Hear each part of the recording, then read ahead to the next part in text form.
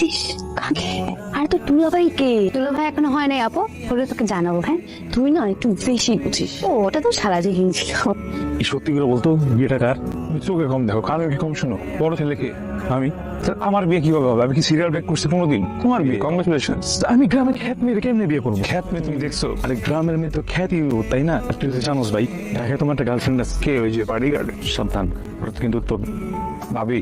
হ্যাঁ, ভাবি তখন হয় নাই। ভাবি হইলে তারপর সম্মান দিব, চিন্তা করবেন। ভাই তুই আমার ছোট ভাই না? হ্যাঁ, আমি তোর বড় ভাই না? হ্যাঁ, আমি বড় ভাই, তোর হাত ধরতেছি ভাই। আর কেমন ধরছো? একটু বাঁচান ভাই, প্লিজ প্লিজ।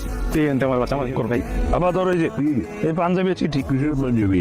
ভাইয়ের পাঞ্জাবি একটা চিঠি। কিসের চিঠি? মানে পড়ো না আম্মা, আমি এক লাইনে বলি, ভাইয়া বিয়ে করতে পারবো না তাই ভাগস। মানে হচ্ছে গিয়ে দেখো, আব্বার দোষ আছে। আব্বা জীবনে তার বলছে যে তার বিয়ে আজকে। আব্বা ভাইয়ের সারপ্রাইজ দিয়েছে, আর ভাইকে সারপ্রাইজ নিয়ে বিয়ে করবো নাকি 2023 সালে? আর ভাইয়ের একটা গার্লফ্রেন্ড আছে না, পার্টি করে। এই জামান, আরে তোর কাজে বসে রয়েছে তো। আঙ্কেল জামাই তো যাবে না, আমার থামু জানবি তো, আর জামাই ভেঙে গেছে। আপনার মেয়ের বিয়ে, আপনার মেয়ের আপনি জানাইছেন না? হ্যাঁ, আমার আব্বার দোষ, আব্বা তো জানায় না। এই 2023 সালে একটা ছেলেরা বলি সারপ্রাইজ তোমার বিয়ে, তাহলে মানবে কেউ? সে চলে গেছে, তার মতো করে চলে গেছে। এখন কি হবে?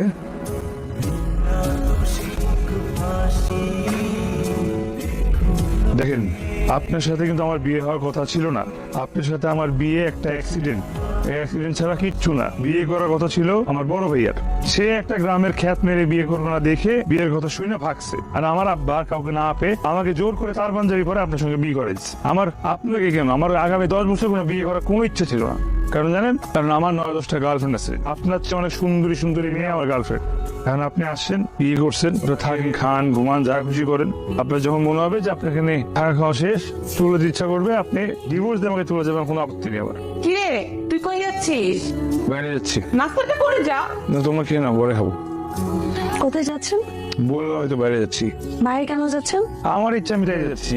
আপনার ইচ্ছা তো হবে না এখন থেকে। আপনি ভুলে যাবেন না আমি আপনার বিবাহিত স্ত্রী। আপনার একা ডিসিশনে সবকিছু হবে না। আমাকে আপনার অপছন্দ হতেই পারে, স্বাভাবিক। আপনি খাবারটা খেয়ে যেটা আপনি ভুলে যাবেন না, আমি কিন্তু গ্রামের খ্যাত মেয়ে। আমি এমন খ্যাত কাজ করবো যাতে আপনাদের মান সম্মান চলে যাবে।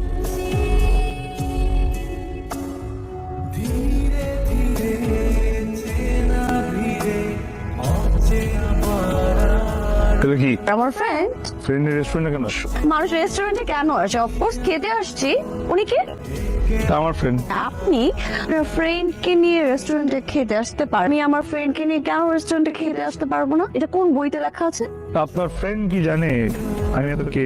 আপনার ফ্রেন্ড কি জানে আমি আপনার কে? আপনি কে ভাই? চুপ থাকো, দুজনে মাঝখানে আসুন। কেন অনেক গ্যাপ আছে? বেবি কে? উনি হয়তো আমার দূর সম্পর্কে কেউ।